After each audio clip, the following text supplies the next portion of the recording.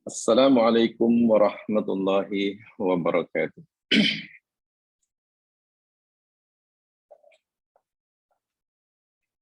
Innal hamdalillah nahmaduhu wa nasta'inuhu wa natubu ilaihi wa nastaghfiruh.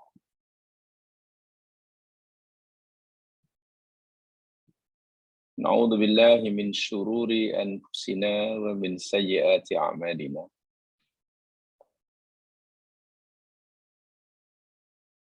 May yahdihillahu fala mudilla lahu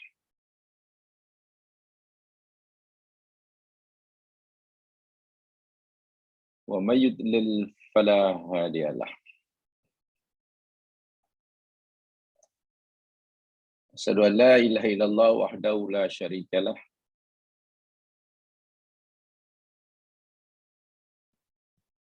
wa asyhadu anna Muhammadan abduhu wa rasuluh.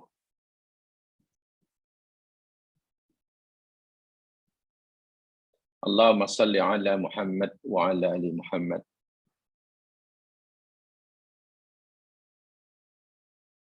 Kama sallaita ala Ibrahim wa ala ali Ibrahim. Wa barik ala Muhammad wa ala ali Muhammad. Kama barakta ala Ibrahim wa ala ali Ibrahim. Fil alamin innaka Hamidum Majid. Qala Allah Ta'ala fil Qur'anil Azim. A'udzu billahi minasyaitonir rajim.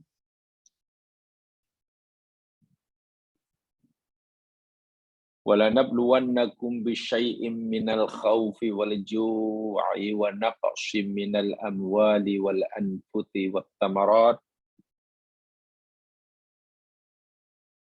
wa basyiris sabirin. Dan sungguh pasti kami, kata Allah, akan menimpakan bala ujian ke atas kamu. Dengan sedikit daripada rasa takut, kelaparan, kekurangan harta benda, kematian, dan hasil mahsul bumi.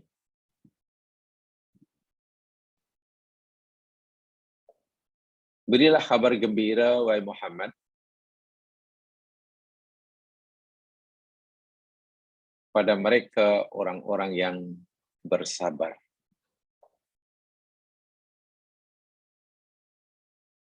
Alladzina idza asabathum musibah qalu inna lillahi wa inna ilaihi raji'un.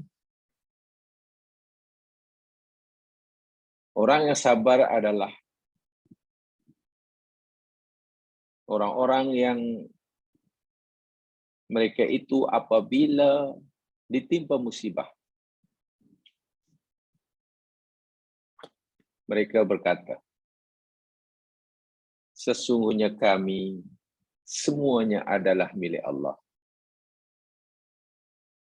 Dan sesungguhnya kami semuanya orang-orang yang akan kembali kepadanya. Ulaika alaihim salawatu min rabbihim wa rahmah.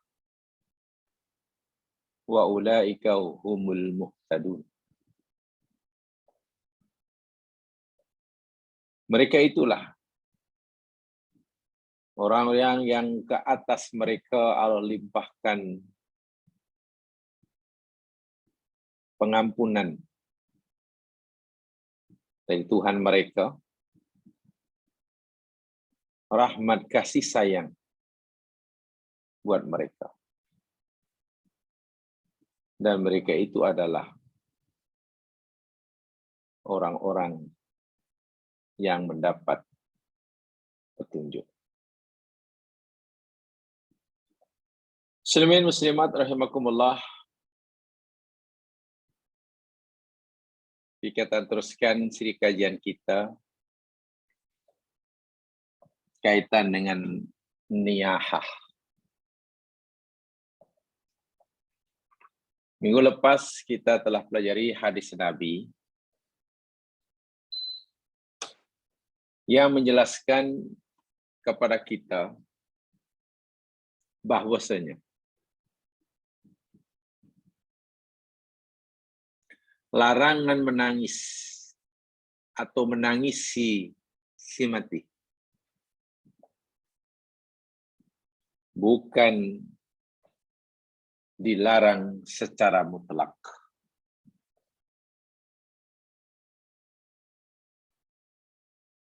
Ada yang dilarang dan ada yang diharuskan.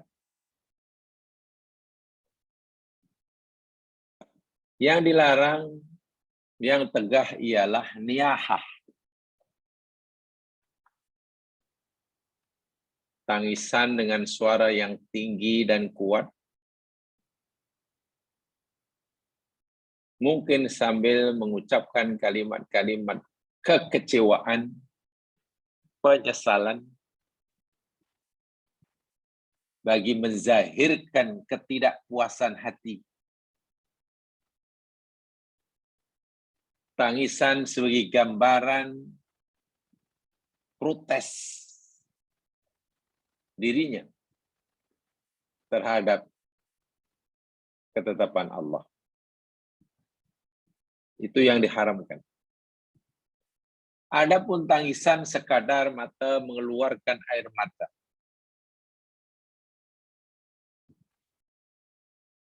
berpunca daripada rasa sayang kepada si mati, itu diharuskan. Sebagaimana hadis Bukhari yang kita pelajari minggu lepas, di mana Nabi SAW mengeluarkan air mata ketika kematian putranya Ibrahim bin Rasulullah. Didakapnya, diciumnya.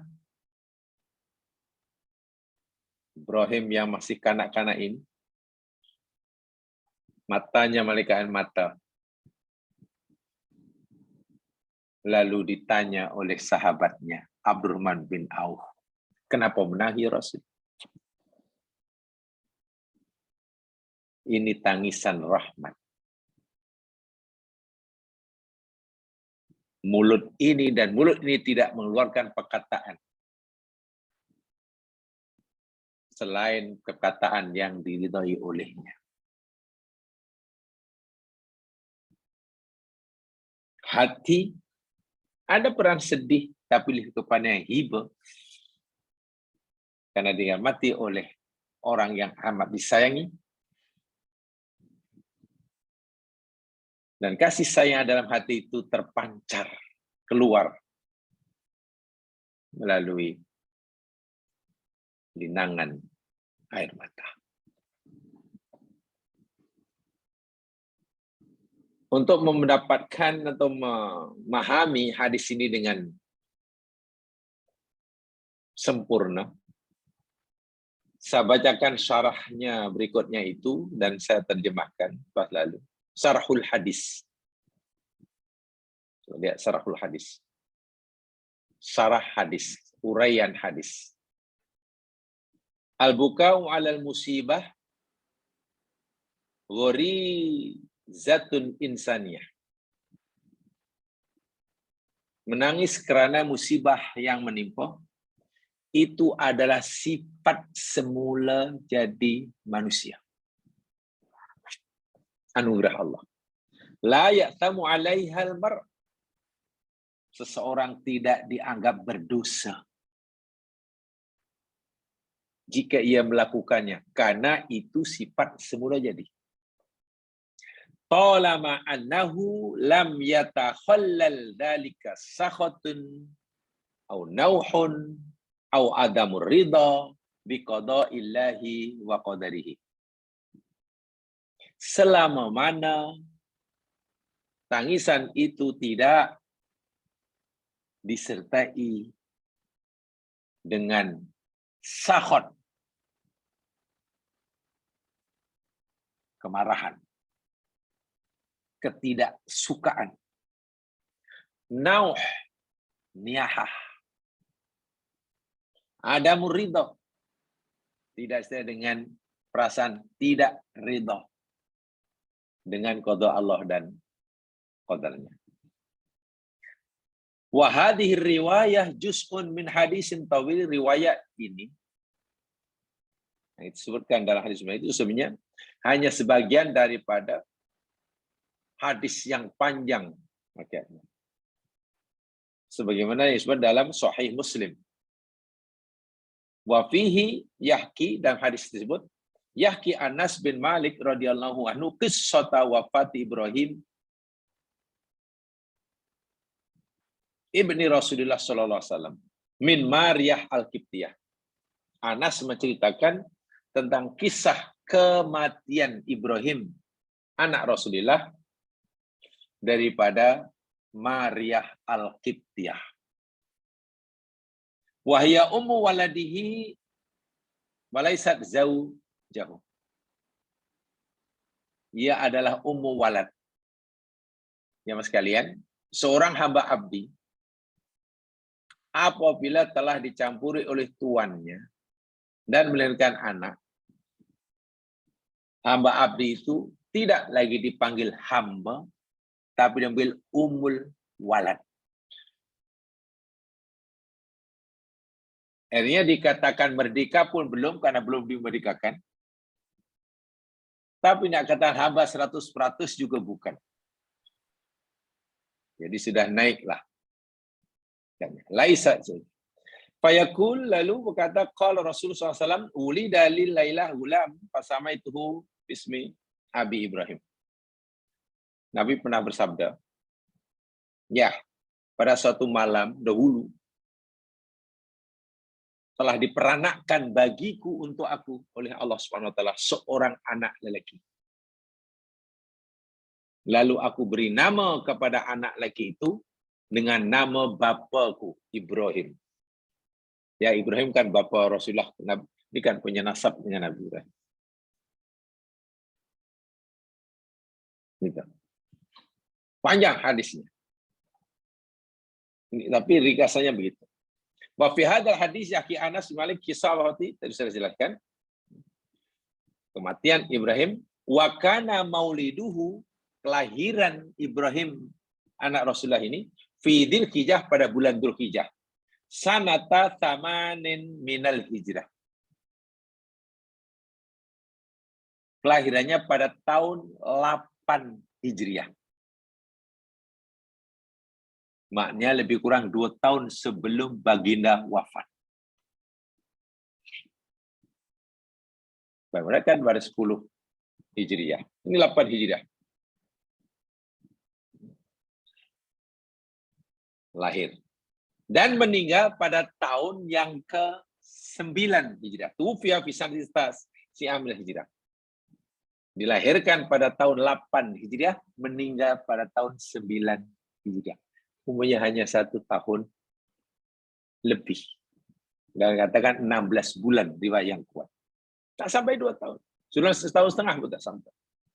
Wa huwa fi marhalati radha, dan dia masih dalam masa penyusuan. Kan belum cukup 2 tahun.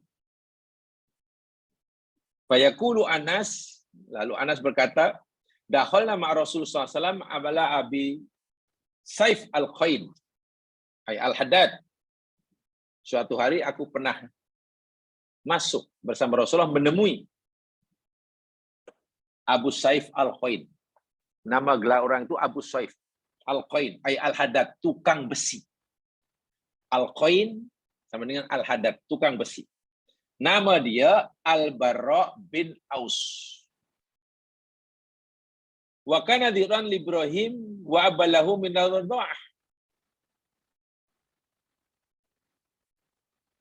Dia adalah pengasuh Ibrahim dan bapa susuan.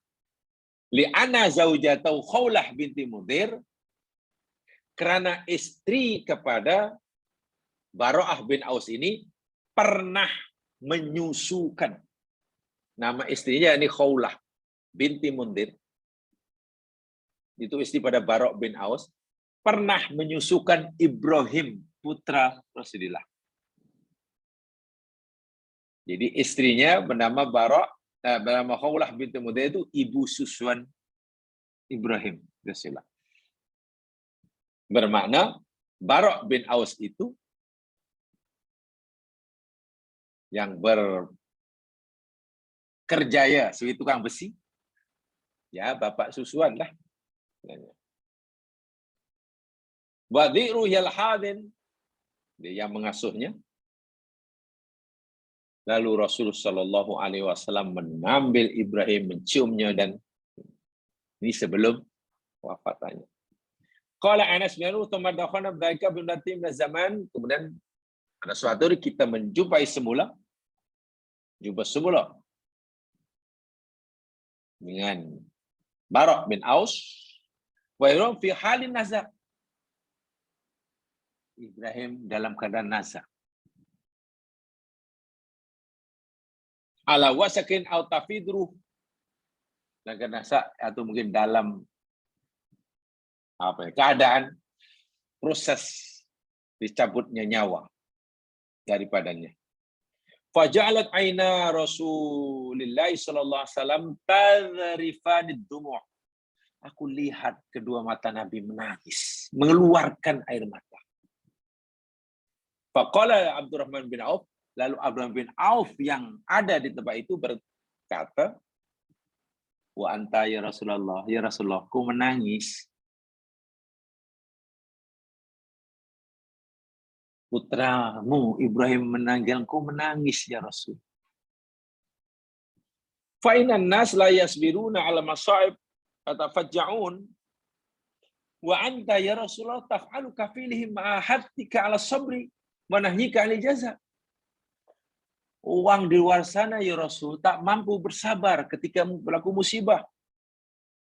Mereka menangis. Engkau pula melakukan perbuatan seperti yang mana yang mereka buat. Sedangkan engkau menyuruh mereka bersabar. Dan engkau melarang mereka untuk mengeluh. Macam mana nih ya Rasul? Kau larang orang ramai untuk bersabar bila berlaku musibah. Engkau larang mereka menangis dan mengeluh. Engkau sendiri pula melakukan apa yang mereka lakukan. Macam mana ini? Kata Abdurrahman bin Auf. Keras. Pertanyaan itu keras sekali ya. Lalu jawab Nabi, "Ya Abda Auf, wahai Abdurrahman bin Auf, innaha rahmah." Titisan air mataku itu adalah tanda rahmat. Air riqqatu minal qalb. Itu adalah berpunca daripada kelembutan,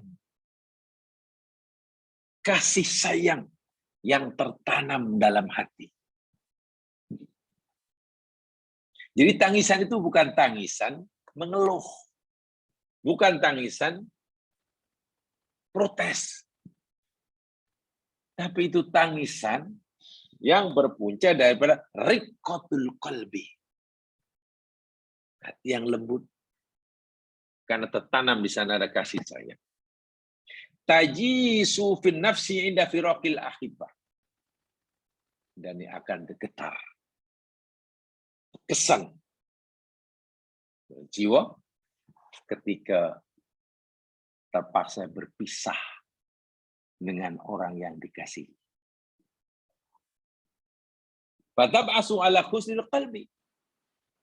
Lalu ia menimbulkan rasa sedih karena kehilangan yang dikasih. Dan itu fitrah. Wa buka'il ain, mata pun menangis. Wa hiya gharizatun la yulamu 'alaiha. Dan itu sifat semula jadi manusia yang tidak tercela. Bila dilakukannya, walaisat minal jaza fi syai'.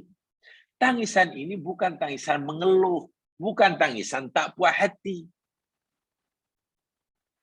Karena musibah, itu dilarang. Thumma atba'an Nabi sallallahu alaihi wasallam adab al-ula bidamithanya. Kemudian Nabi setelah titisan air mata yang pertama, titis lagi titisan yang kedua. Thumma atba'an ula bi'alaitum ukhra. Tiap menetiskan air mata. Apa yang Nabi ucapkan? Innal aina tatma. Mata mengeluarkan air mata. Wal qalbu yahzan. Karena hati ada peran sedih karena penuh kasih sayang. Bimuqdatil gharizatil lati fatarallah 'alaiha khalqah. Ini karena adanya gharizah, sifat semula jadi yang Allah ciptakan bagi setiap hati manusia. Wala naqulu ila ma yurdi rabbana. Dan kami pula tak pernah mengeluarkan ucapan, perkataan yang tidak diridhoi oleh Tuhan kita. Alhamdi wal istirja. Melainkan ianya berupa puji-pujian. Innalillah wa inna ilaihi raji'un. Wa su'alil khalqi salih. Dan memohon kepada Allah agar Allah bagi kita ganti yang lebih baik. Suatu ucapan inna lillahi wa inna ilaihi raji'un. Allahumma ajirni fi musibati. Ya Allah ya Tuhanku, berilah aku pahala, balasan, ganjaran karena musibah yang menimpa diriku. Ditimpa musibah, ucapan innalillah lalu berdoa, ya Allah berilah aku ganjaran, pahala dengan sebab musibah ini. Janganlah musibah yang menimpa diriku ini akan menambahkan dosa diriku, dosaku, tapi akan menambahkan pahala. Boleh, itu yang disuruh. Jangan itu. Wakhlufni khairan minha. Ya Allah, berilah pengganti bagiku dengan yang lebih baik daripada yang pergi itu. Musibah apa saja. Berilah aku pengganti yang lebih baik daripada yang pergi, yang hilang. Kalau hilang barang, ucapan inna lillahi wa inna ilaihi raji'un, lalu mohon, Allahumma ajirni fi musibati. Ya Allah, berilah aku pahala, ganjaran dengan sebab musibah yang menimpa aku. Dengan sebab rumahku dirumpak orang. Wahlufni khairan minha ya Allah. Berilah aku pengganti yang lebih baik daripada ini curi orang itu. Itu sunnah Nabi. Inna bifiraqi ya Ibrahim mahzunun. Lalu Nabi mengatakan, wahai Ibrahim, putraku, sungguh kami sedih rasa berpisah denganmu. Walaisal husnu min fi'lina. Perasaan sedih itu bukan pilihan kita. Itu fitrah. Nah, itu fitrah. Walakinau amrun auda'ahu Allahu fina. Tetapi ianya yakni satu perkara, satu benda yang Allah letakkan pada setiap hati. Setiap seorang daripada kita. Silakan hati dari setiap orang daripada kita. Wa auqa'u fi qulubina, Allah dah sematkanlah dalam hati kita. Fala nulamu alaihi, maka kita tidak akan dicela. Illa idza kuna au fa'alna ma la yurdi rabbana, kecuali ucapan yang keluar daripada mulut kita, perbuatan tindakan yang keluar daripada anggota tubuh kita yang tidak diridhoi oleh Allah. Itu maksudnya. Jadi hadis ini memberi maksud annal mu'min la yaqulu indal musibah, bahwasanya mukmin yang sebenar itu tidak akan berkata ketika berlaku musibah, wala yaf'alu, dan tidak berbuat apa-apa illa ma yurdillah azza wa jalla, melainkan apa yang membuat Allah ridha. Jangan kata kecuali ucapannya Allah ridha. Jangan lakukan tindakan kecuali apa yang Allah ridha. Bila berlaku musibah. Jadi tangisan sebagai ekspresi untuk menzahirkan kasih sayang itu sesuatu yang baik. Tadi nyatakan di awal, larangan menangis karena kematian itu tidaklah bersifat mutlak. Maknanya mutlak, maknanya asal nangis saja haram, bukan. Ada tangisan yang haram dan ada tangisan yang bahkan ikut sunnah Nabi Sallallahu Alaihi Wasallam. Hadis ini juga sebagai dalil takbilul walad wasabuhu. Tidak salah, harus hukumnya mencium si mayit. Nabi mencium putranya. Tentulah yang mahram ya. Anak cium orang tuanya meninggal. Orang tua juga anaknya meninggal. Tidak mengapa. Harus. Nabi pernah melakukannya. Masru'iyatul buka birahmati ala mayyit. Di sini juga boleh disimpulkan.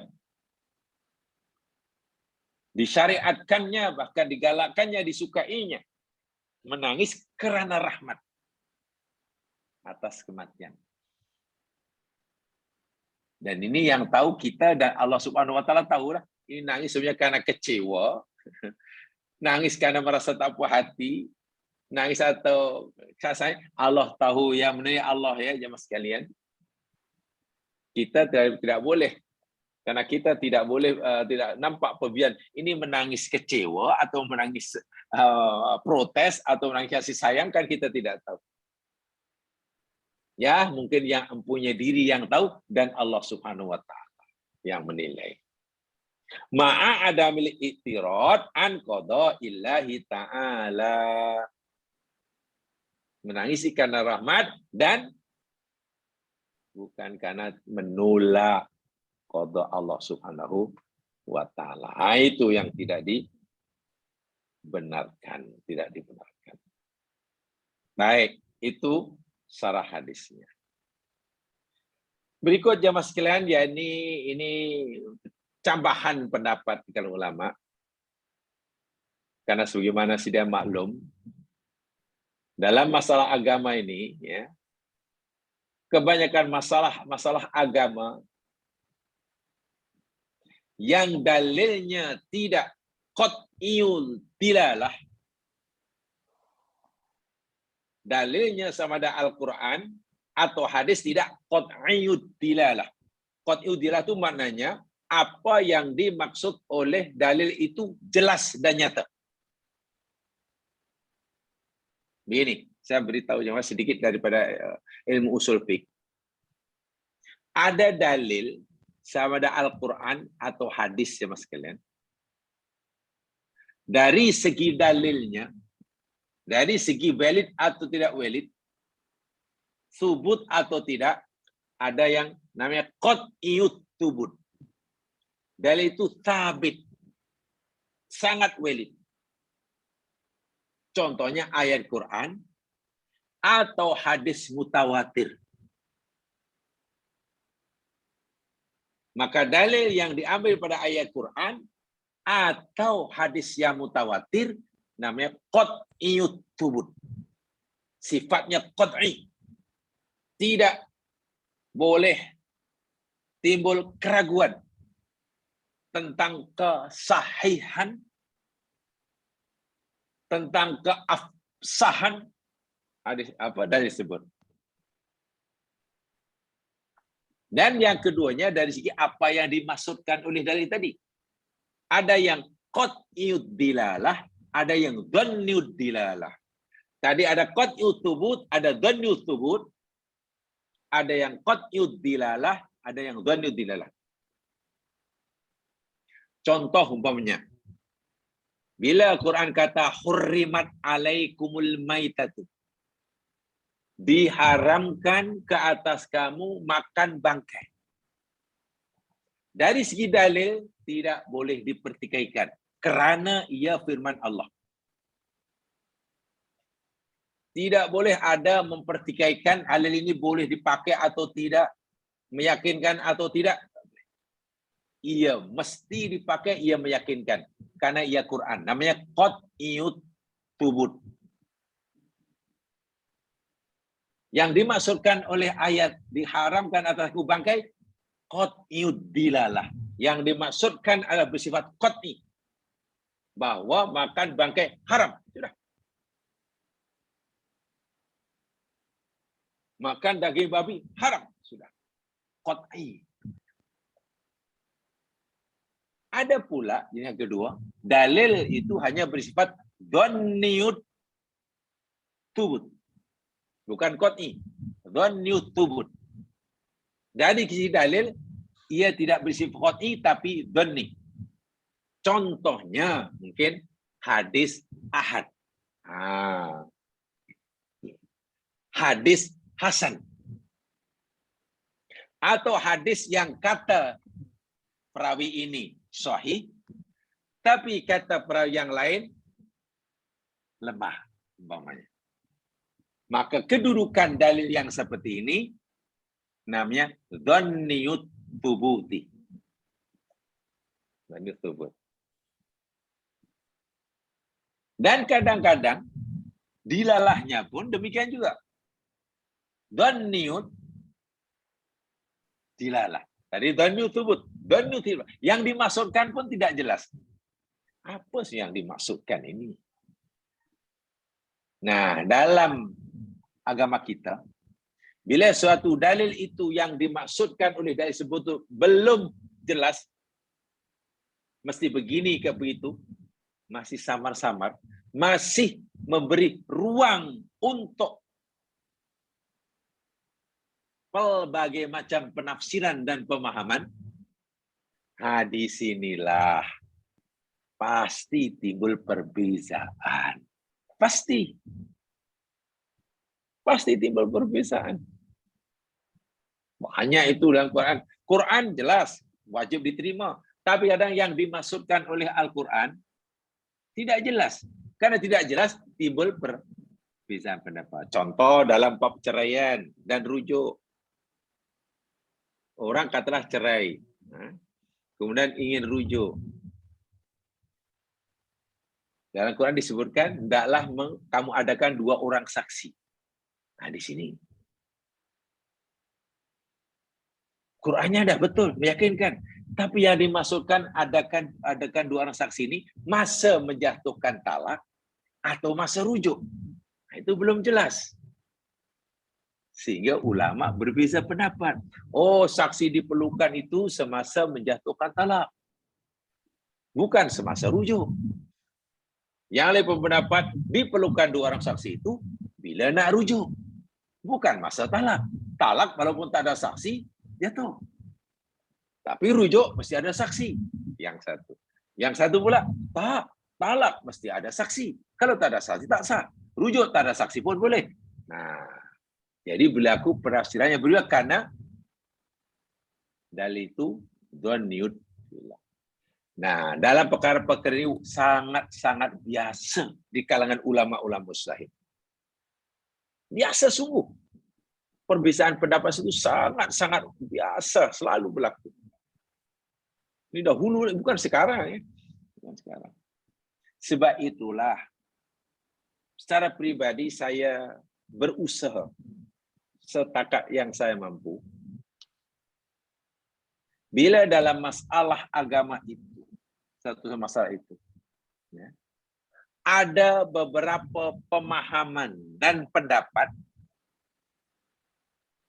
saya berusaha untuk menyampaikan pendapat-pendapat tersebut. Bukan satu aja.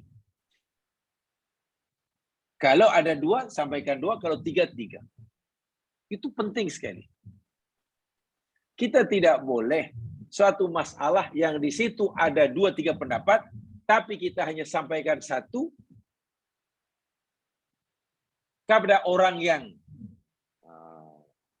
ingin tahu, Sehingga seakan-akan dalam masa itu hanya satu itu pendapat yang diterima, yang dianggap betul. Tidak baiknya nanti bila orang hanya mengetahui satu saja, satu pendapat, sedangkan perkara itu banyak pendapat, nanti bila ia menemukan orang yang punya pendapat berbeza dengannya, dia bingung. Bingung atau mungkin saling menyerang dan sebagainya. Dan itu tidak baik. Ini yang khasnya yang tadi ya, don niut dilala atau dinus subuh. Tapi kalau qat'i ya tak ada perbezaan pendapat lah. Tentang wajibnya sholat 5 waktu takkan ada perbezaan pendapat. Tentang haramnya riba takkan ada pendapat. Tentang haramnya riba itu tak ada perbedaan pendapat, itu qat'i. Adapun tentang bentuk dan macam jenis riba yang macam mana yang dimaksudkan oleh Al-Quran yang diharamkan itu baru timbul pendapat. Haramnya bid'ah itu tidak ada perbezaan, percayalah. Bid'ah itu haram, di agama itu dilarang oleh agama. Itu tidak ada perbezaan dari orang dulu atau sekarang. Habis yang berdebatkan yang riuh itu apa? Mereka bukan riuh tentang hukum bid'ah. Mereka ini berbeza pendapat riuh tentang penentuan bid'ah itu. Ada satu amalan, berpendapat itu bid'ah yang dimasukkan oleh agama. Maka dia kata haram, karena bid'ah itu haram. B kata, amalan yang itu menurut pahaman kami itu bukan bid'ah. Saya itu hukumnya harus.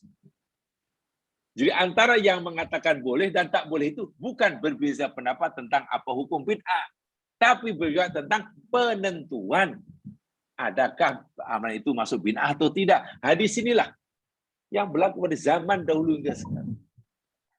Dan itu orang dahulu biasa sekali macam itu, karena mereka mafhum benar ya dalam berpendapat, mereka paham semua.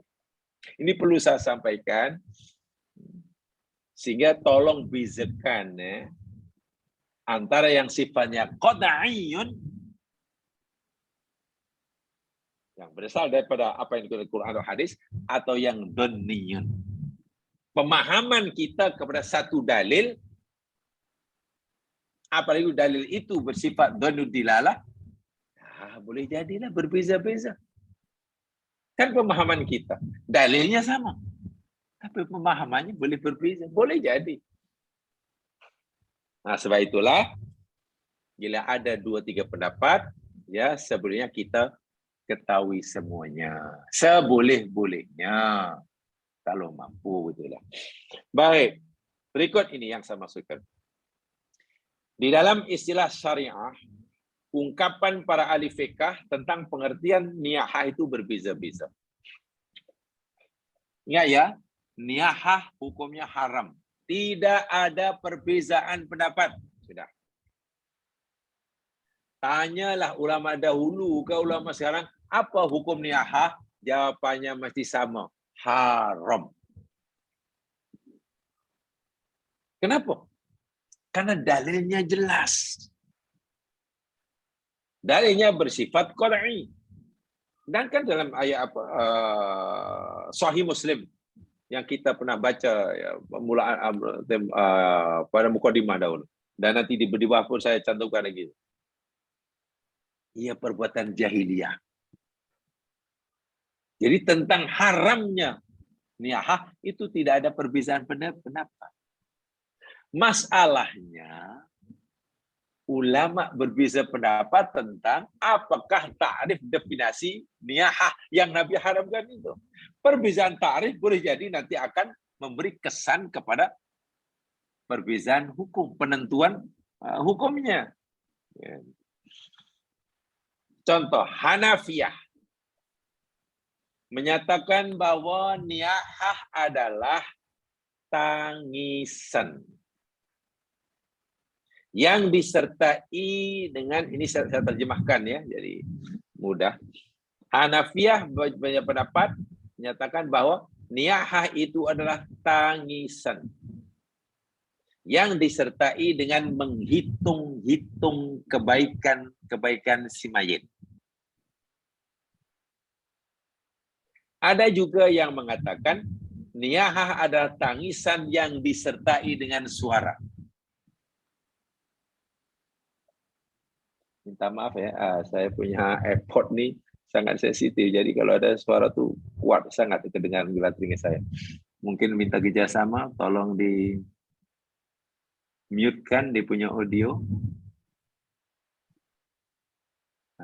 V2048. Ya, terima kasih. Sebab sangat AirPod saya sangat sensitif sangat, ada suara tuh kuat sangat saya dengar. Terima kasih. Coba kalau kita terima definisi Hanafiyah ini. Niyahah adalah tangisan disertai dengan menghitung-hitung kebaikannya. Asal menangis tapi sambil menyebut-nyebut kebaikan si mati. Atau menangis disertai ada suara, itu sudah kira niyahah dah.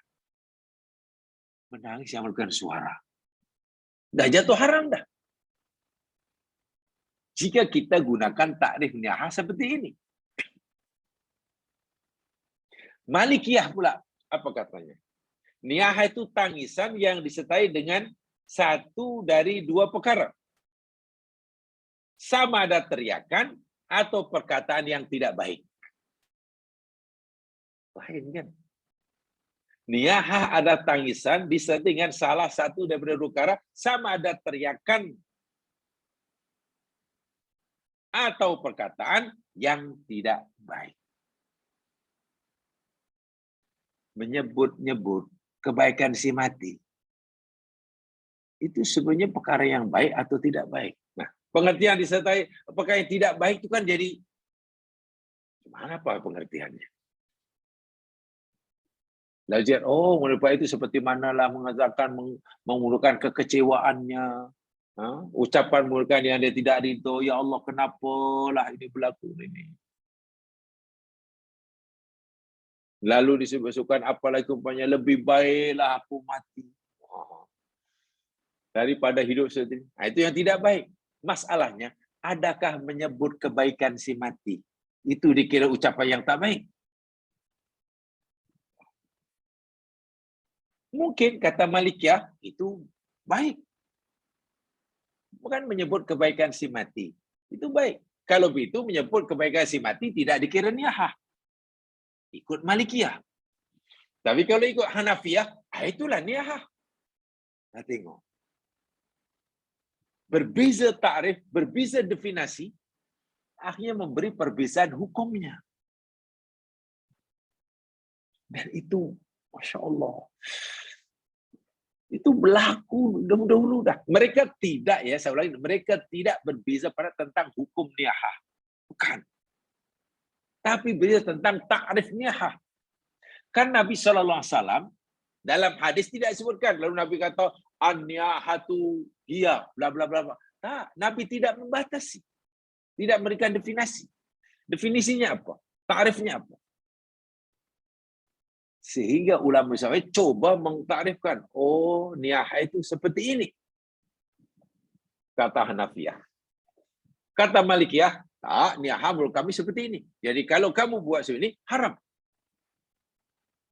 Syafi'iyah dan sebagian ulama Malikiyah menyatakan bahwa niyahah adalah menguatkan, mengeraskan suara dengan menghitung-hitung kebaikan si mayit.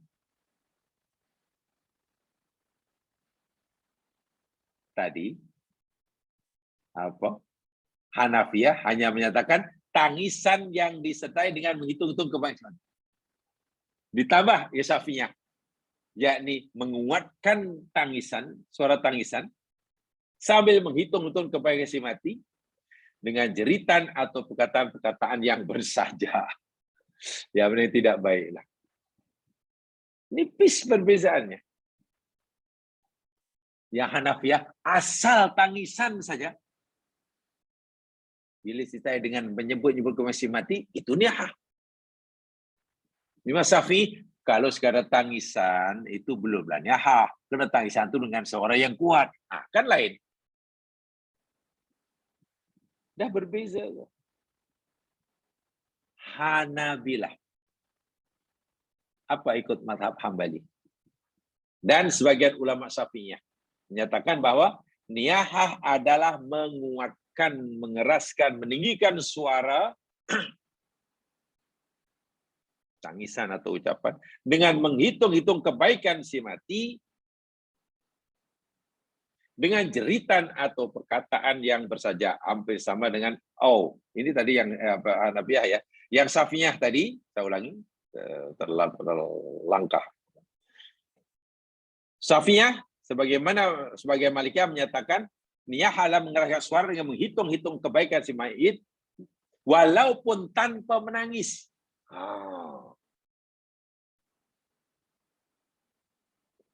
Menguatkan, mengeraskan suara dengan menghitung-hitung kebaikan si mati.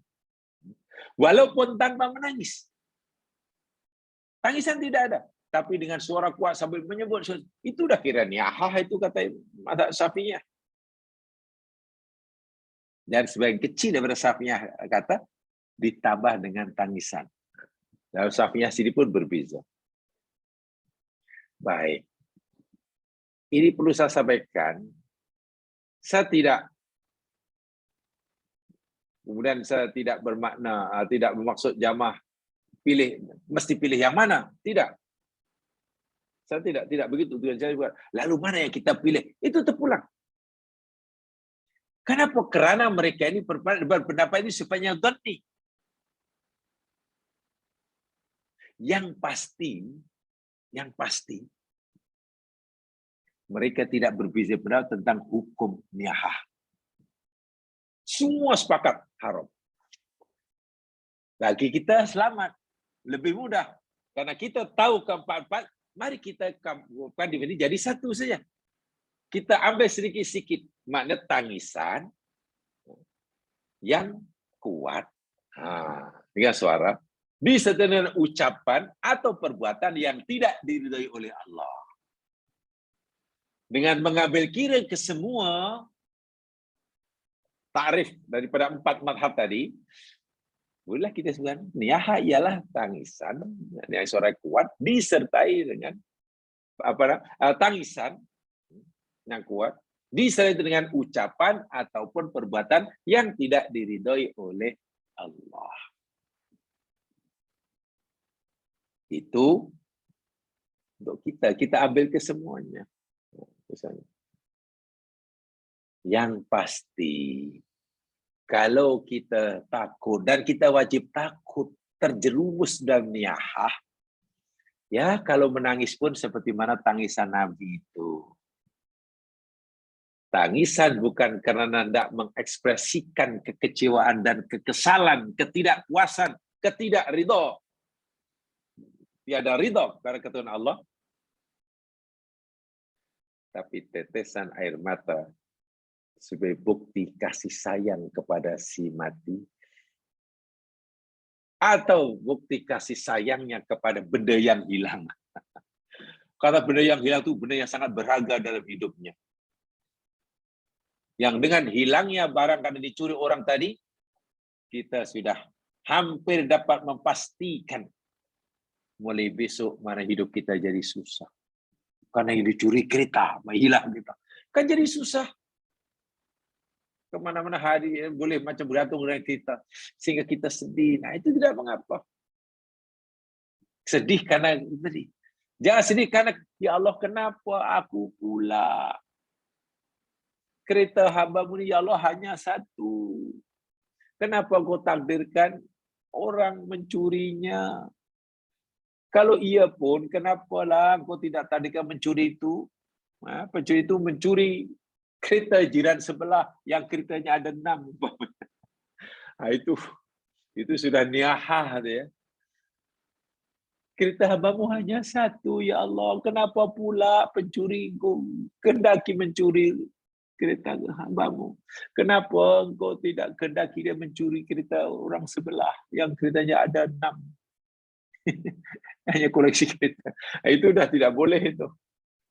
Itu tangisan kekesalan, tangisan tidak ridho itu. Ya. Tidak ridho. Bahaya niyahah. Sesuatu yang dilarang oleh agama pasti banyak keburukan dan bahayanya. Adapun bahaya dan keburukan niyahah antara lain sebagai berikut. Yang pertama, ini hadis yang telah kita pelajari sama. Maksudnya yang telah kita baca di permulaan dahulu. Ia termasuk kufur asghar. Waliyadzubillah. Niyahah itu termasuk kategori kufur kecil. Tetapi ianya dosa besar. Kufur kecil, tetapi ianya dosa besar. Apa maksud kufur kecil? Ya, ia kufur kecil karena jika seorang itu melakukannya, tidaklah membatalkan sahadahnya. Tidaklah sampailah hinggalah mengeluarkan orang itu daripada Islam. Ghairul mukhrijin, ghairul mukhrij minad din. Tidaklah mengeluarkannya daripada Islam. Karena ia kufur kecil. Tidaklah membatalkan sahadahnya. Karena ia kufur kecil. Tetapi dosa besar. Ini satu. Hadisnya telah kita baca tempoh hari. Daripada Abu Hurairah radhiyallahu an, beliau berkata, Rasulullah SAW bersabda, Isnatani finnasi huma bihim kufrun. Ada dua perkara yang berlaku di kalangan manusia, yang dengan sebab dua perkara itu atau dengan salah satu daripadanya, bila ada dilakukan oleh mereka, kufrun. Ia membawa kepada kekufuran. Dua perkara yang bila dilakukan oleh seseorang manusia, insan, seorang, ia akan melakukan kufur. Tapi kufur kecil. Apa dua perkara itu? Pertama, at-ta'nu fin nasabi. Allahu Akbar. Mencela nasab. Mencela nasab darah keturunan orang lain. Kufur tuh, ya mas sekalian. Orang yang mencela nasab orang lain, itu sebenarnya berpunca daripada membanggakan nasab diri sendiri.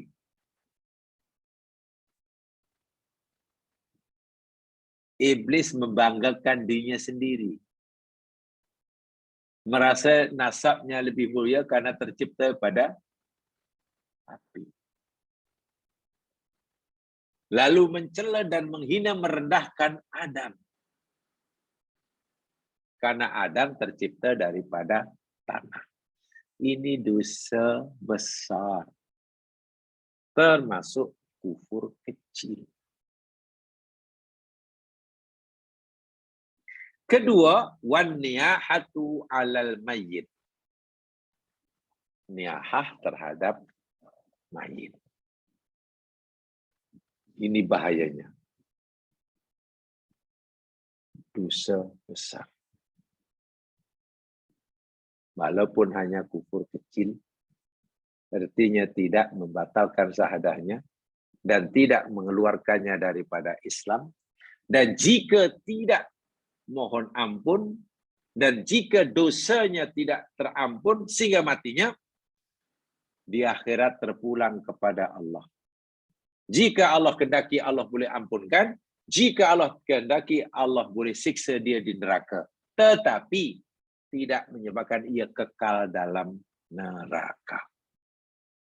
Kufur besar. Kalau kufur besar, kufur kecil. Kalau kufur besar, keluar daripada agama, batal sahadahnya, di akhirat kekal di dalam neraka. Maksud kufur di sini kufur asghar, kufur kecil, yakni kufur yang tidaklah sampai mengeluarkan pelakunya daripada agama Islam. Jelas. Yang kedua, keburukan dan bahaya niyahah. Tidak termasuk pengikut Nabi yang baik. Allahu Akbar. Jika seseorang ingin masuk surga, orang itu mesti diakui oleh Allah, diakui oleh Rasulullah sebagai pengikut setianya. Seseorang tidak mungkin terlepas daripada azab neraka dan tidak boleh terus masuk surga jika Nabi SAW di akhirat tidak mengakuinya sebagai umatnya yang patuh. Betul, ia umat Rasulullah karena hidup selepas zaman Nabi. Atau pada zaman Nabi atau selepas kewafatan Nabi.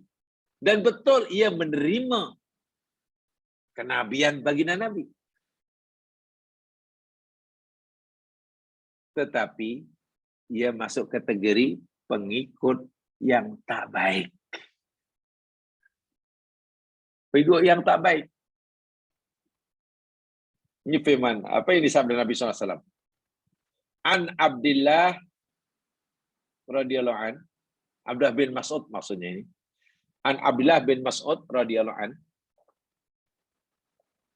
qala, dia berkata, qala Nabi sallallahu alaihi wasallam, Nabi bersabda, laisa minna man latamal hudud wa saqqal juyub wa da'a bid'wal jahiliyah.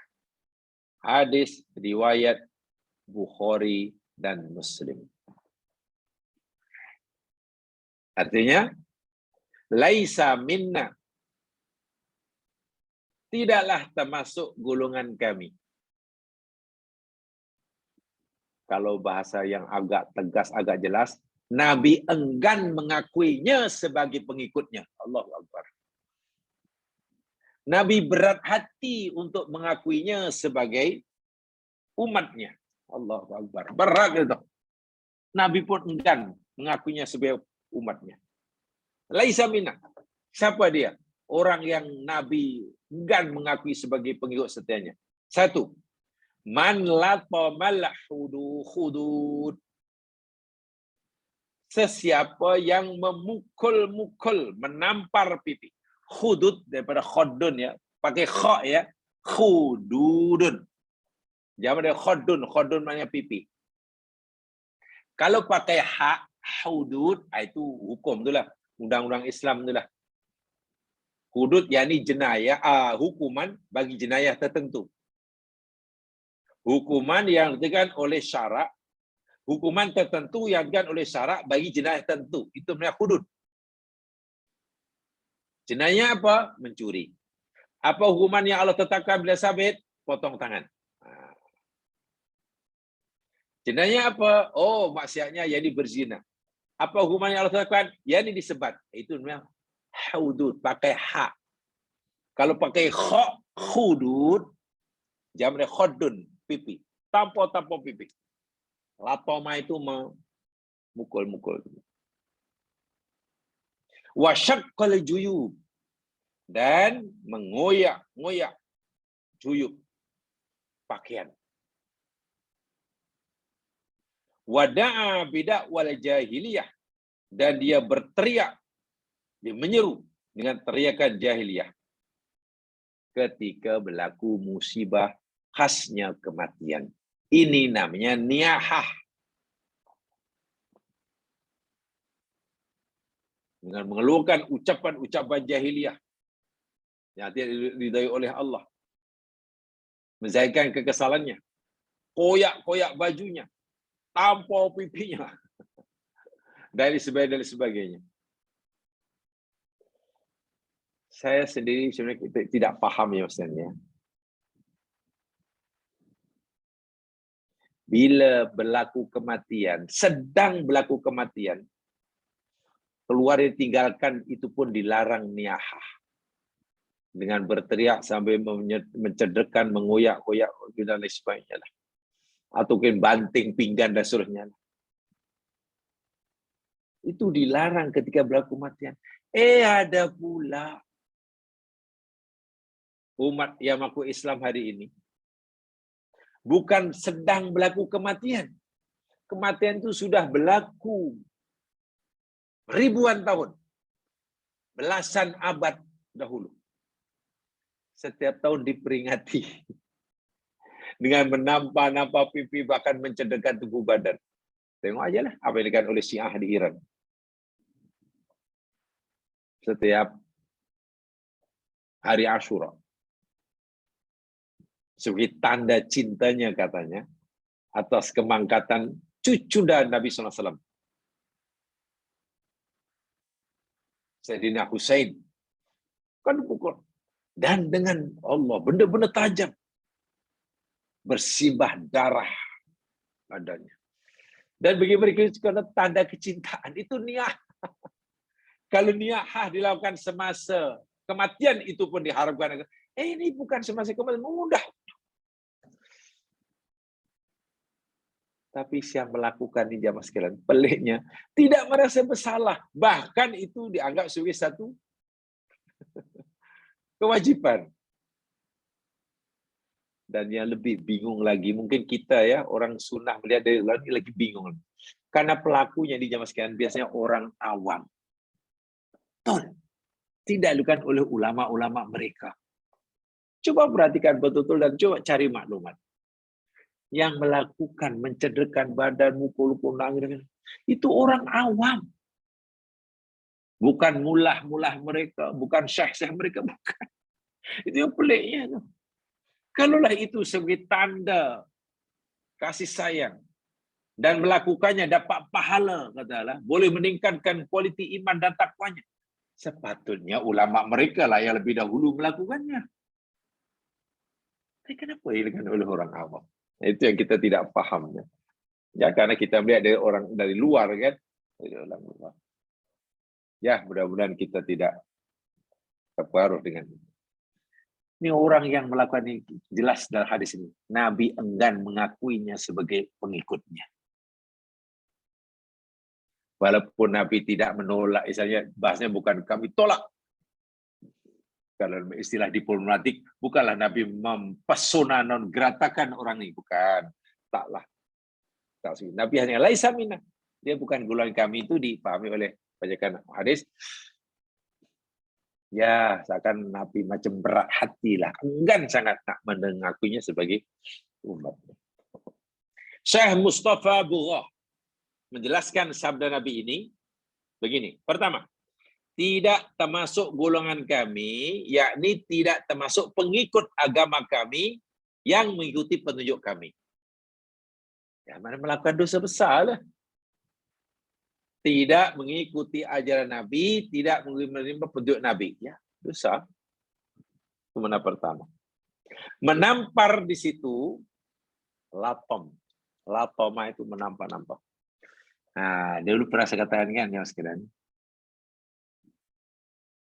Bayi atau kanak-kanak yang belum balik ditinggal mati oleh bapaknya, ayahnya, namanya yatim. Namanya yatim. Adapun kanak-kanak yang belum balik ditinggal mati oleh ibunya, bapaknya hidup, maknya yang meninggal, namanya latim. Nah, ini daripada lepoma ini. Latim. Bukan yatim. Kalau ditinggal mati oleh ayah, namanya yatim. Kalau dia mati oleh mak, namanya latim. Tapi mungkin bagi kita, ya ayah tak ada pun yatim dan mak tak ada pun yatim. Kalau tak ada dua sekali, yatim piatu. Kita lebih banyak istilah. Kalau kedua tak ada, dia yatim piatu. Saya tidak tahu bahasa Arabnya, sebab bahasa Arab hanya mengenal dua itu saja. Tapi kita lebih mengenalnya istilah yatim, ya latim kita tak guna pakai. daripada latoma.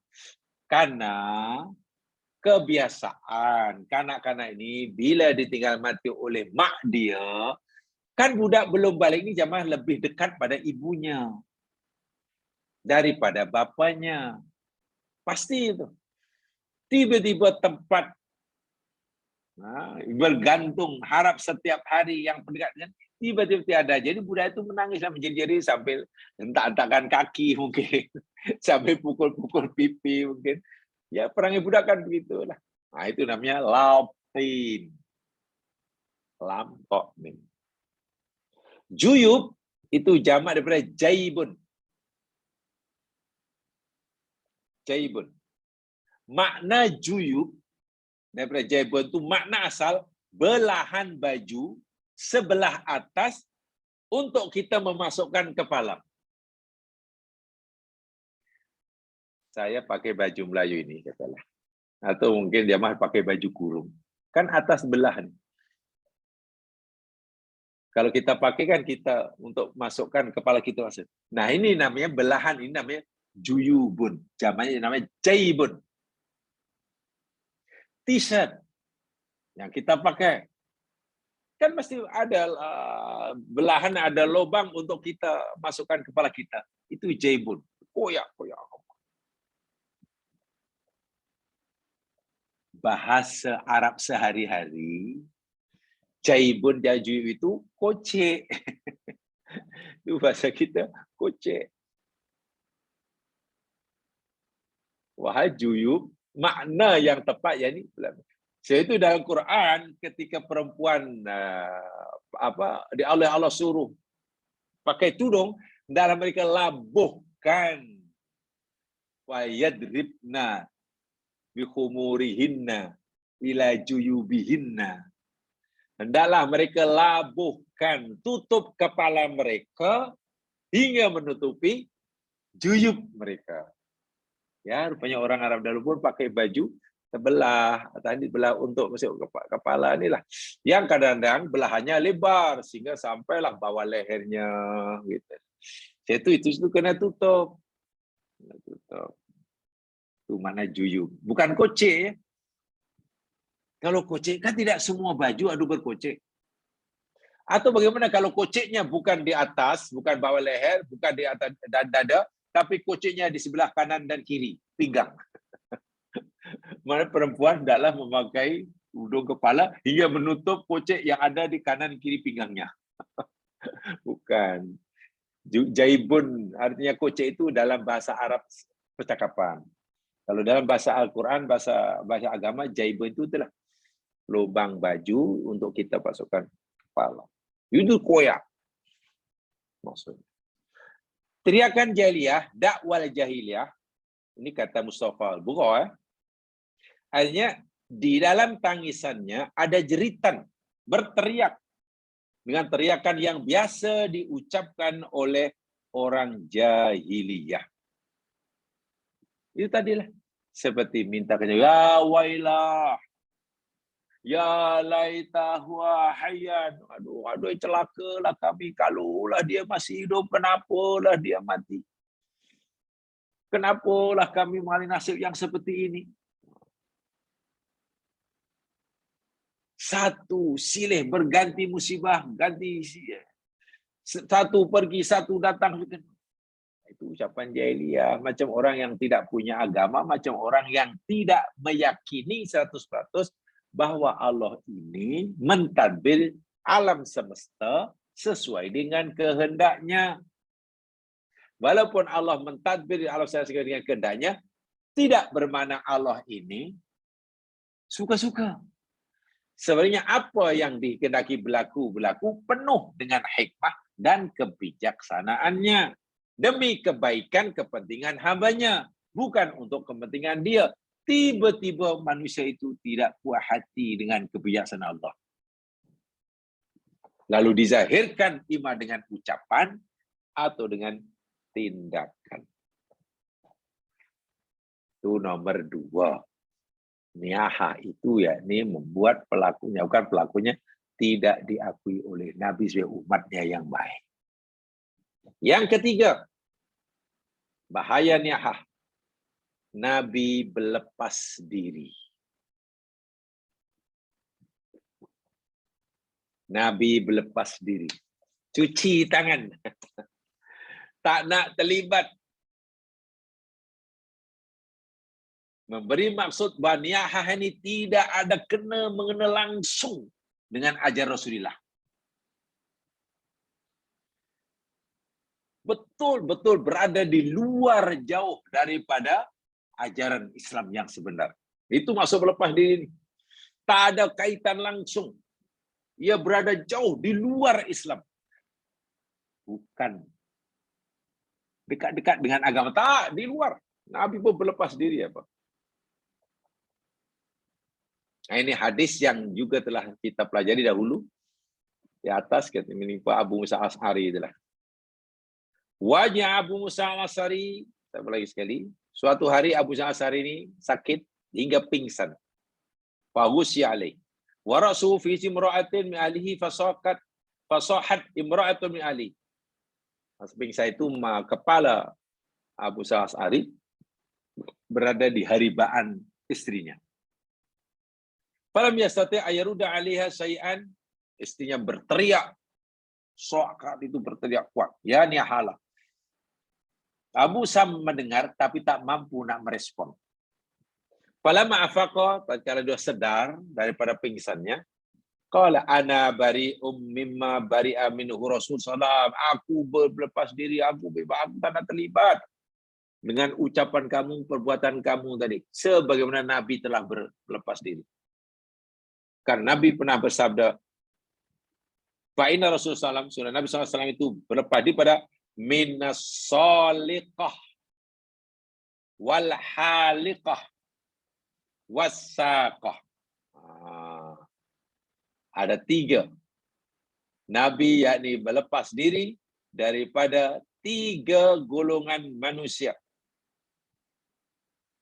Soliqah, orang yang berteriak, meninggikan suara kekesalan karena musibah yang menimpa.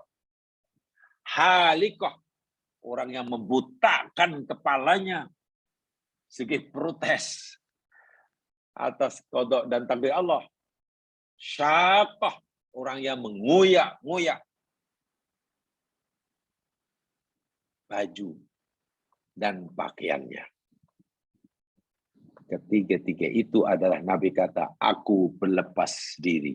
Bermakna, ia perbuatan yang tidak ada sangkut paut dengan syariat Islam. Ia berada jauh di luar ajaran Nabi Sallallahu Alaihi Wasallam. Itu maksudnya. Ya, itu maksudnya. Yang keempat, wal'iyadzubillah, tu'udzubillah. Mudah-mudahan Allah lindungi kita. Madarat dan bahaya niyahah yang keempat. Berdasarkan hadis Muslim. Hadis yang sebelum tadi Bukhari Muslim. Di akhirat nanti, orang yang melakukan niyahah di dunia dan dia tidak bertaubat hingga matinya, dosanya tidak mendapatkan pengampunan daripada Allah, mati jumpa Allah masih membawa dosa niyahah. Apa yang akan dialami? Nasib apa yang akan menimpa orang ini nanti di akhirat? Diberi pakaian dengan pakaian yang terbuat daripada tembaga dan kudis. Pelik bunyi dia. Pakaian yang bahannya terbuat daripada tembaga panas dan kudis. Kan di neraka ini macam ada orang di neraka diberi pakaian, pakaiannya minar, pakaiannya terbuat daripada api. Macam mana rupa dia? Ya susahlah nak bayangkan.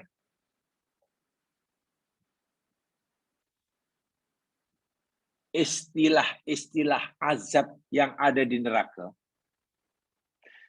istilah-istilah nama nikmat yang ada di surga, itu ada persamaannya dengan azab dunia dan ada persamaan dengan nikmat dunia hanya dari segi nama. Oke, di akhirat, di neraka ada Mitrok min hadid. Tukul besi. Ada hammer daripada besi. Jangan kemudian kita terbayang hammer besi, bukan. Dari segi nama aja sama, tapi hakikatnya berbeza. Di akhir di neraka ada orang disiksa oleh Allah, suruh memakai pakaian yang terbuat daripada tembaga. Nama aja sama tembaga, tapi hakikatnya berbeza. Di surga ada memakai gelang emas, baju sutra, nama aja sama, tapi hakikatnya berbeza dengan di dunia. Di surga ada buah pisang, namanya sama, pisang. Di sini pun pisang, di sana pun pisang. Allah sebut pisang, tetapi hakikatnya berbeza. Sebab itu kita tak mampu nak membayangkan macam mana rupa pisang, macam mana rupa ruman, delima surga. Kan hanya nama yang sama dari segi nama, hakikatnya berbeza. Macam mana rupa pakaian terbuat daripada tembaga.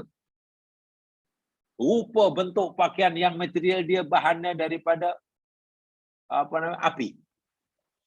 Ada pakaian pula yang bahannya materialnya daripada kudis.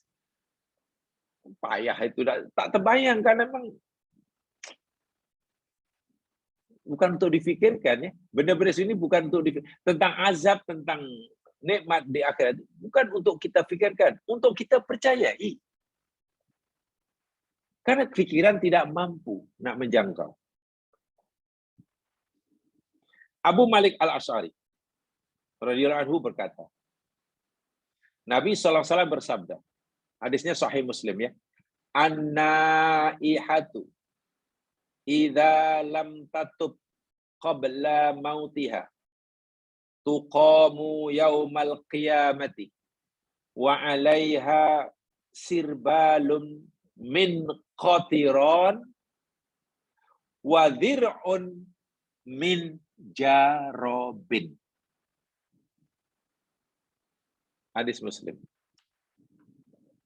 Apa maknanya? An-naihatu, orang yang niyahah, pelaku niyahah.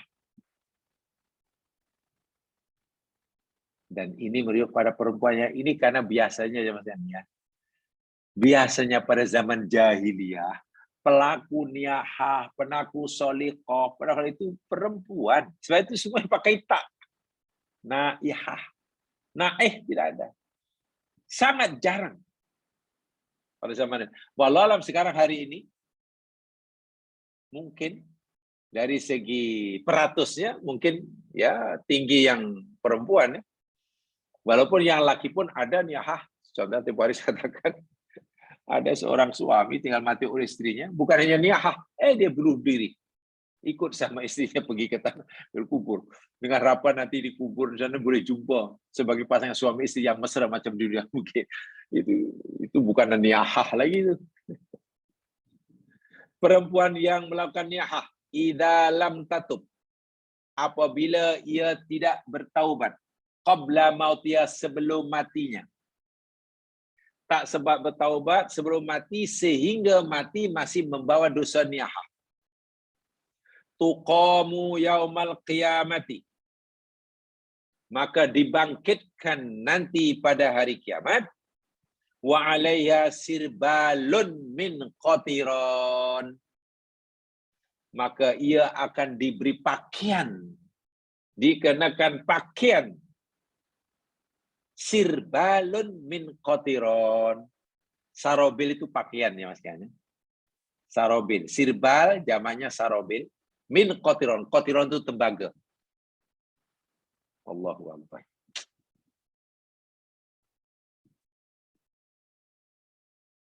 Jamaah sekalian, kan dalam Al-Quran ada istilah taubun, pakaian, libasun pun pakaian juga, kan? Sirbalun, pakaian juga. Jadi istilah Quran bermacam-macam. Bila pakaian itu diistilahkan sebagai sirbal, itu lebih merujuk pada fungsinya untuk melindungi diri pada cuaca. sama ada cuaca sejuk atau cuaca panas. Fungsi pakaian sebagai pelindung diri daripada cuaca namanya sirbal. Jamaah nak pergi melancong ke kutub. Tidak mungkin lah. Tidak mungkin jamaah akan pergi sana pakai baju Melayu satu so. Tidak mungkin. Beku kita. Beku. Atau mungkin tidak melancong ke negara yang sedang musim kemarau. Temperature 52 degree. Lalu pergi dengan membawa sejumlah baju sejuk banyak. Ya tidak mungkin lah. Bomba. Pasukan memadamkan kebakaran. Tidak mungkin kan pakai t-shirt. Mesti pakai, apalagi nanti nak meredah api. Mesti pakai pakaian yang halis api. Nah, pakaian yang boleh melindungi diri daripada cuaca panas atau cuaca sejuk, itu namanya sirbalun.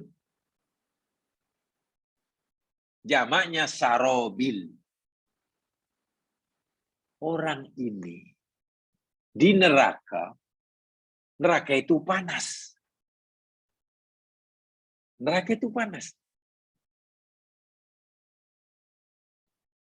Sepatutnya memakai pakaian yang boleh melindungi dirinya daripada panasnya neraka. Sepatutnya. Tidak. Ini diberi pakaian terbuat daripada tembaga yang kotiron. Kotiron sebenarnya bukan tembaga biasa, tembaga yang dicairkan. Kalau boleh saya gunakan bahasa yang yang awam, yang ya bahasa inilah. Kotiron itu yakni bubur tembaga. Jadi tembaga dibuat bubur. Panas. Itu bahannya. Jadi sepatutnya pakaian itu menahan dirinya daripada cuaca panas di luar, malah menambahkan panasnya. Wa'iyadzubillah. Dan juga dir'un min jarobin. Allahu Akbar. Pakaian penutup diri terbuat daripada jarob. Jarob itu kudis. Kudis, penyakit kulit. Bingung kan kita memahami. Macam mana kudis boleh dijadikan bahan pakaian? Apa bahan pakaian, baju yang kamu pakai? Oh, ini terbuat daripada kudis. Allahu Akbar. Seksa melulu. Dahlah kotiron itu pun. Siksaan. Neraka itu siksa. Pakaiannya pun siksa. Seberat itu siksa yang Allah akan timpakan kepada pelaku niyahah. Wa'iyadzubillah. Subhanallah. Sebab itulah agama benar-benar memberi peringatan kepada umatnya. Jangan dekat-dekat dengan niyahah.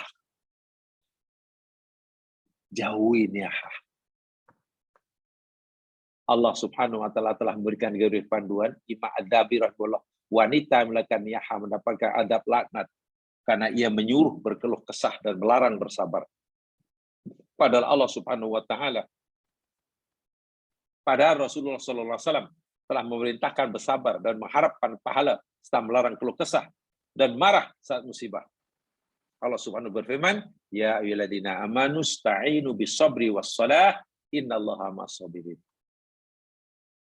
Dan juga hadis riwayat Muslim daripada Ummul Mukminin Ummu Salamah, sami'tu Rasulullah sallallahu alaihi wasallam yaqul, aku mendengar kata Ummu Salamah ini istri Rasulullah ya. Ia janda kepada Abu Salamah. Anaknya namanya Salamah. Ayahnya panggilannya Abu Salamah. Ibunya dipegelarannya Ummu Salamah. Ketika Abu Salamah meninggal, dia jadi janda, ya akhirnya dah habis iddah dikawin oleh Rasulullah. Masa meninggal, suaminya meninggal itu sedih sekali. Dia mendapat nasihat daripada Nabi SAW. Dan nasihat ini amalkan oleh Ummu Salamah dan sekarang diceritakan kepada kita. Kata Ummu Salamah, aku mendengar Rasulullah SAW bersabda, "Ma min abdin tusibu musibatun." Tidak ada seorang hamba yang ditimpa musibah. Fayaqulu, lalu ia berkata, "Inna lillahi wa inna ilaihi raji'un." Istirja. Kemudian dia baca, tadi sudah disebut di atas tadi, Allahumma ajirni fi musibati. Ya Allah, berilah aku ganjaran kerana musibah yang aku alami ini. Wakhluf li khairan li, dan berilah aku pengganti ya Allah lebih baik daripadanya. Illa ajarahullahu fi musibati, melainkan pasti Allah akan berikan ganjaran dengan sebab musibah. Wa akhlafa lahu khairan minha, dan pasti Allah akan memberi pengganti yang lebih baik pada yang hilang. Ummu Salamah mengamalkan ini ketika suaminya meninggal. Innalillahi wa inna ilaihi raji'un. Lalu ya Allah, berilah aku ganjaran dengan musibahku ini. Dan berilah aku ya Allah pengganti yang lebih baik daripada suamiku yang meninggal. Tidak salah memohon itu, tidak salah, itu sunnah Nabi. Seakan bila kehilangan sudah habis, tak ada lagi yang lebih baik. Mohon, minta yang lebih baik. Qalat, Ummu Salamah kata, "Falamma tuwfiya Abu Salamah." Maka ketika Abu Salamah suamiku meninggal, aku berkata, aku mengucapkan sebagaimana yang Nabi suruh. Aku kata, "Inna lillahi wa inna ilaihi raji'un." Dan aku pun kata, ya Allah, berilah aku ganjaran dengan sebab musibahku, musibah yang menimpa aku.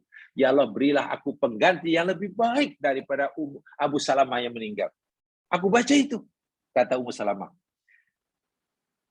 Lalu fa'akhlafallahu li khairan. Betul, Allah kabulkan doaku, kata Ummu Salamah. Yani Allah beri aku pengganti yang lebih baik daripada Abu Salamah suamiku yang meninggal. Siapa dia? Rasulullah SAW. Karena Rasulullah habis idahnya, misalnya Rasulullah meminangnya, dan sekarang dia menjadi Ummul Mukminin. Sekarang mana yang lebih baik?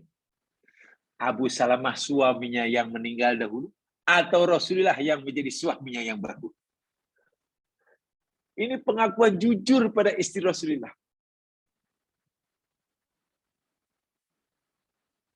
Boleh, tidak jadi masalah.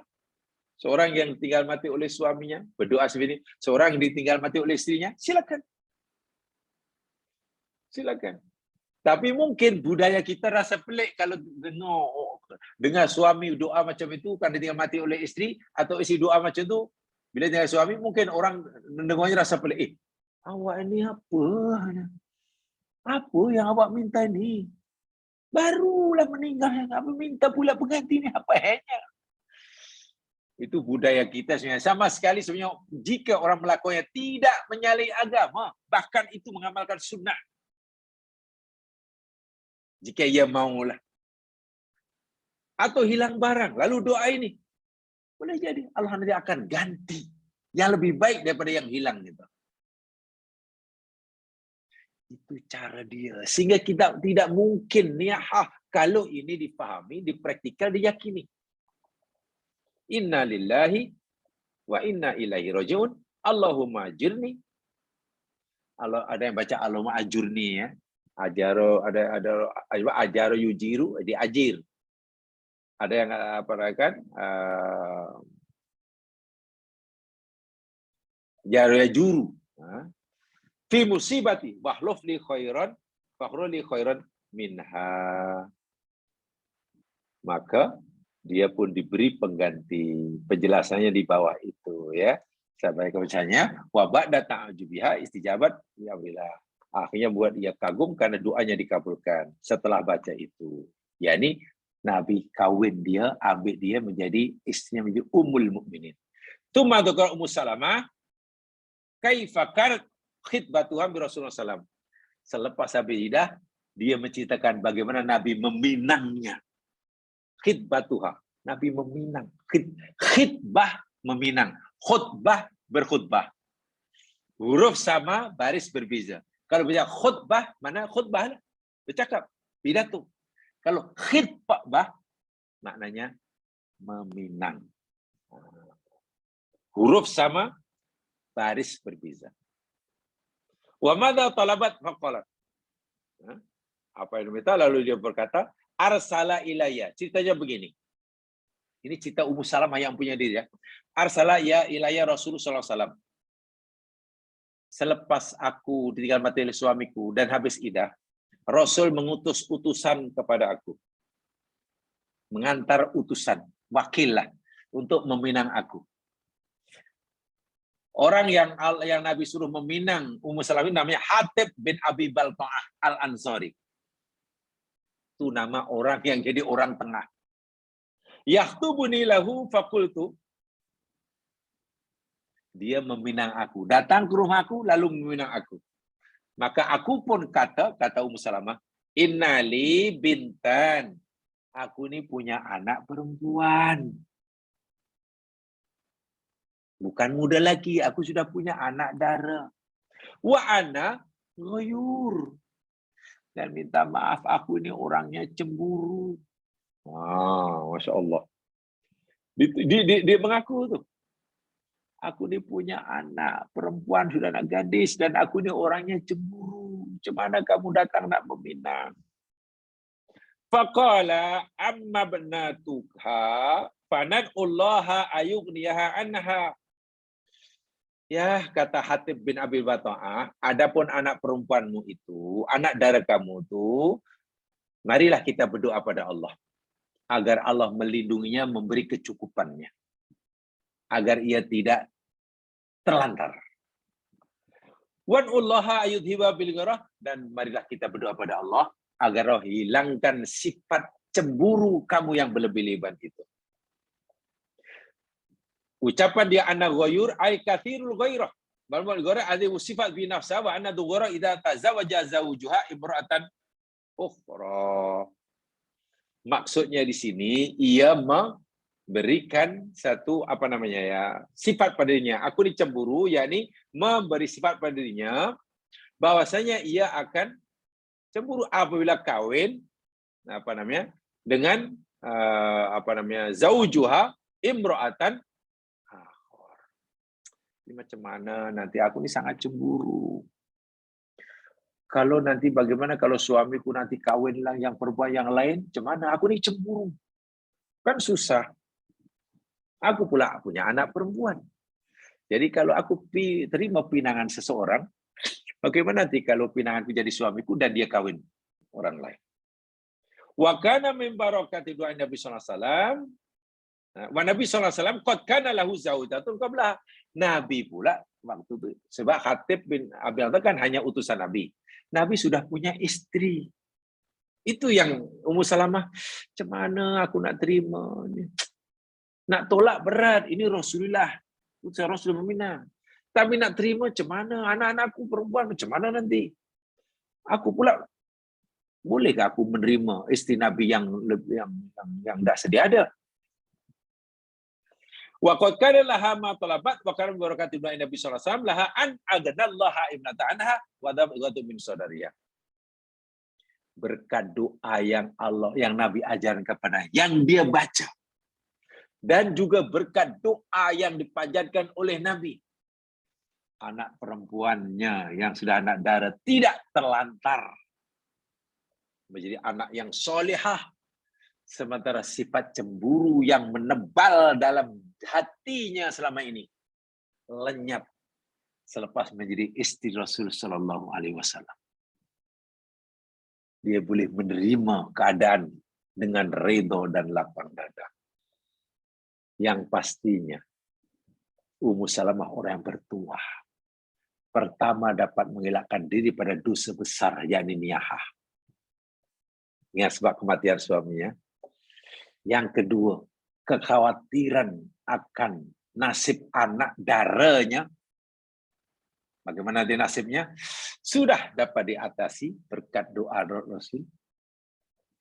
Sifat cemburu yang kuat sehingga berdampak negatif pun juga dapat dikeluarkan daripada hatinya.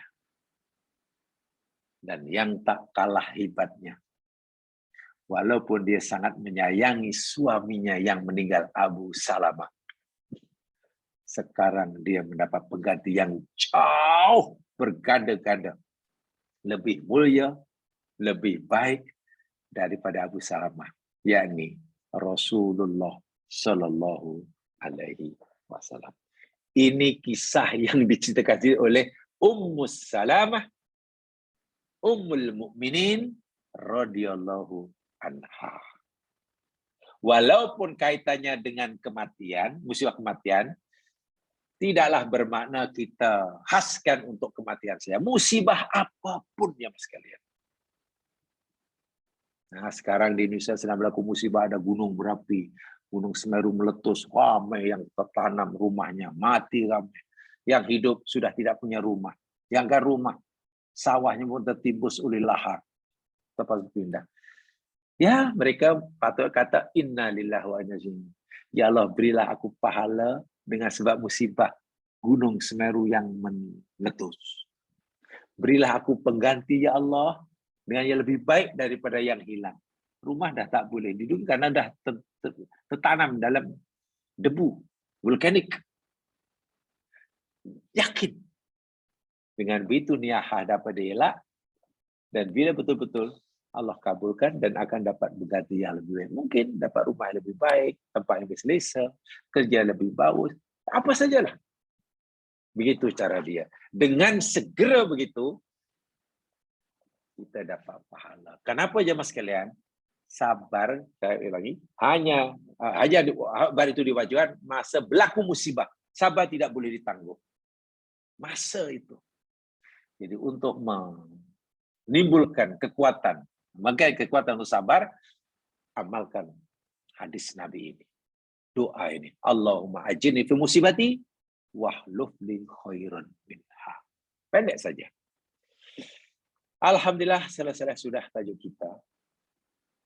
Mudah-mudahan apa yang kita pelajari selama ini ya memberikan manfaat, bisa menyampaikan. Alhamdulillah kalau dapat dikongsi bersama. Kurang lebihnya mohon dimaafkan. Itu saja. Mari kita dengan bacaan Al-Fatihah dan surah Wal Asr. Subhanakallahumma wa bihamdika asyhadu an la ilaha illa anta astaghfiruka wa atubu ilaik.